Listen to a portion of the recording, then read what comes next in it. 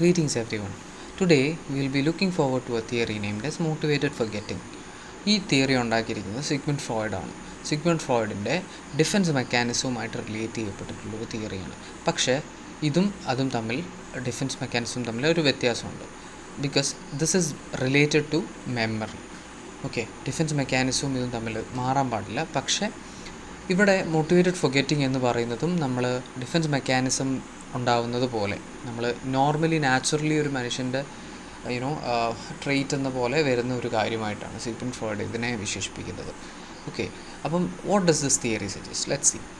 This theory describes forgetting as a defence mechanism in which people are motivated to forget unwanted or disturbing memories, either unconsciously or consciously. Okay, നമുക്ക് ആഗ്രഹിക്കാൻ ഇഷ്ടമില്ലാത്ത ഒരുപാട് memories ഉണ്ടാവും, unwanted ആയിട്ടുള്ള disturbing ആയിട്ടുള്ള memories ഉണ്ടാവും.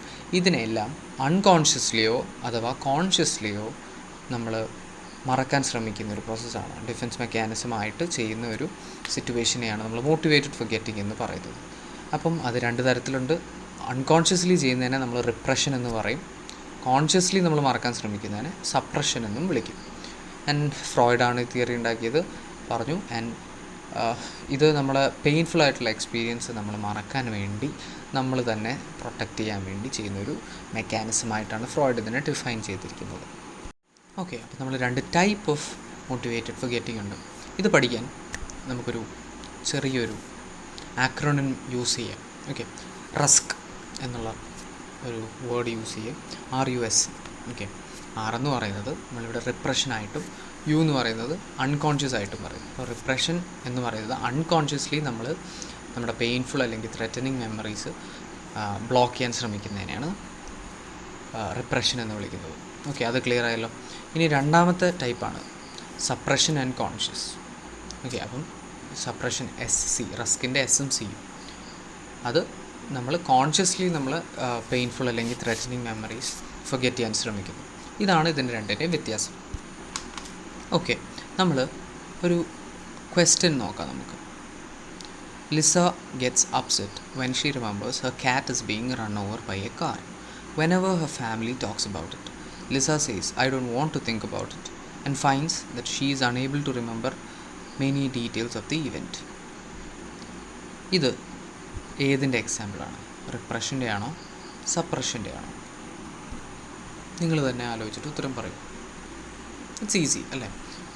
ഇവിടെ ലിസയ്ക്ക് consciously തന്നെ ഇത് ഓർക്കാതിരിക്കാനുള്ള ശ്രമം നടത്തുന്നുണ്ട്. അതുപോലെ തന്നെ I don't want to think about it എന്ന് കോൺഷ്യസ്ലി പറയുന്നുണ്ട്. അപ്പോൾ she is not trying to think about it, but try ചെയ്യുന്നുണ്ട്. She is aware of the situation, but she is not thinking about it. അപ്പം ഇതൊരു conscious എഫേർട്ടാണ് എന്നുള്ളത് ഇവിടെ ക്ലിയറാണ്. നമ്മൾ പറഞ്ഞു, നമ്മുടെ റസ്ക് ആക്രോണിം പറഞ്ഞു സപ്രഷന് എന്നാണ് അതിനെ പറയുന്നത്. കോൺഷ്യസ്ലി നമ്മൾ ഫൊഗെറ്റ് ചെയ്യാൻ ശ്രമിക്കുന്നതിനാണ് സപ്രഷൻ എന്ന് പറയുന്നത്. അപ്പം we can say the answer of this question is suppression. Okay, നമുക്കിവിടെ കൂടുതൽ പഠിക്കേണ്ടത് റിപ്രഷനെ കുറിച്ചാണ്. റിപ്രഷൻ എന്ന് പറയുന്ന ഒരു unconscious act of forgetting the painful events. 1950 Sigmund Freud ഇതിനെക്കുറിച്ച് ഡെവലപ്പ് ചെയ്തതും കാര്യങ്ങളൊക്കെ. അപ്പം സൈക്കോ അനലിറ്റിക് മോഡലിൽ തന്നെ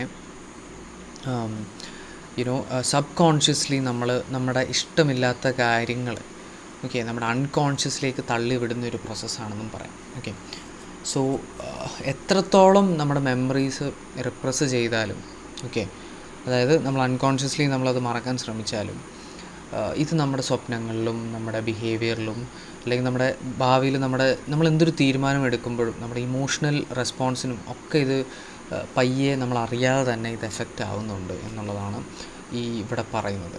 ഇപ്പം ഒരു ഉദാഹരണം പറയുകയാണെങ്കിൽ, ഒരു ചൈൽഡ് അബ്യൂസ് കിട്ടിയിട്ടുള്ള പാരൻസിൻ്റെ നിന്ന് കിട്ടിയിട്ടുള്ളൊരു കുട്ടി, ആ കുട്ടിക്ക് അത് മെമ്മറിയിലുണ്ടാവില്ല. പക്ഷേ ഇത് ബിഹേവിയറിൽ അല്ലെങ്കിൽ പുള്ളിക്കാരൻ വലുതാവുമ്പോഴോ അല്ലെങ്കിൽ റിലേഷൻഷിപ്പ് ഫോം ചെയ്യുന്നതിലൊക്കെ പുള്ളിക്കാരനത് പ്രശ്നമായിരിക്കാം. കാരണം അവിടെ റിപ്രസ്ഡ് മെമ്മറിയാണുള്ളത്. ഓക്കെ, അപ്പം he may have trouble in forming relationship. അത് വേറൊരു റിലേഷൻഷിപ്പിലോട്ട് വരുമ്പോഴാണ് ഇതിൻ്റെ ഒരു പ്രോബ്ലം കാണിക്കപ്പെടുന്നത്. So that is what the next point is. അതായത് നമ്മുടെ ഒരു സ്വഭാവം, നമ്മുടെ ഒരു മറക്കാൻ ശ്രമിച്ചാലും, ഇമോഷണലി അൺകോൺഷ്യസ്ലി നമ്മൾ മറക്കാൻ ശ്രമിച്ചാലും, നമ്മുടെ അത് എങ്ങനെയെങ്കിലും അത് പുറത്ത് നമ്മൾ കാണിക്കും. ആസ് ഇൻ റിലേഷൻഷിപ്പിലാവട്ടെ, അതല്ലെങ്കിൽ മറ്റൊരു ഇമോഷണൽ പ്രോബ്ലം കാണിച്ചുകൊണ്ടാവാം, നമ്മുടെ ഡ്രീംസിലൂടെ ആവാം, അങ്ങനെയൊക്കെ നമുക്ക് അതിനുള്ള ഒരു ചാൻസ് ഉണ്ടെന്നാണ് ഫ്രോയിഡ് പറയുന്നത്. സോ സൈക്കോ അനാലിസിസ് എന്ന് പറയുന്ന മെത്തേഡാണ് ഇവിടെ ഫ്രോയിഡ് യൂസ് ചെയ്യുന്നത് ഇത്തരത്തിലുള്ള പ്രശ്നങ്ങൾ ക്യൂർ ചെയ്യാനായിട്ട്. അപ്പം റിപ്രസ്ഡ് മെമ്മറീസ് അൺകോൺഷ്യസിൽ കിടക്കുന്ന റിപ്രസ്ഡ് മെമ്മറീസ് നമ്മുടെ പുറത്തോട്ട് കൊണ്ടുവരിക.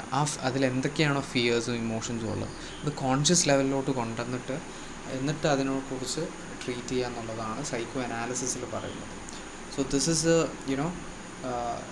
Is the way Sigmund Freud faced it as in therapy. പക്ഷേ you should understand the following that this is how subconsciously we push unpleasant thoughts to our unconscious portion, and later it become part of our emotional or decision making or behavior problems. നമ്മളൊരു theory പറഞ്ഞു ഫോർഗെറ്റിങ്ങിൻ്റെ. രണ്ടാമതൊരു തിയറിയാണ് DK theory. Okay, DK theory എന്ന് പറയുന്നത് this actually explains forgetting in terms of process called DK എന്ന് പറഞ്ഞ ഒരു ടേമിൽ തന്നെ ഉണ്ട്. It is the loss of information through its non use.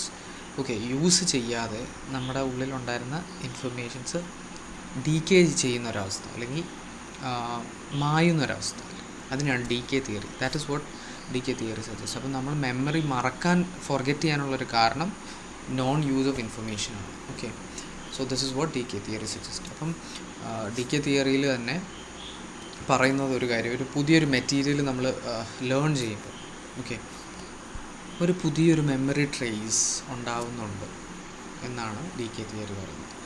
And this actually results in A physical change in brain. Really അത് ബ്രെയിനിൽ അങ്ങനെ ഒരു പുതിയ ഇൻഫർമേഷൻ ലേൺ ചെയ്യുമ്പോൾ അത് കാണാൻ കഴിയുമെന്നാണ് പറയുന്നത്. ഫിസിക്കൽ ചേഞ്ച് ഒക്കർ ചെയ്യുന്നുണ്ട് എന്നുള്ളതാണ് DK തിയറി സജസ്റ്റ് ചെയ്യുന്നത്.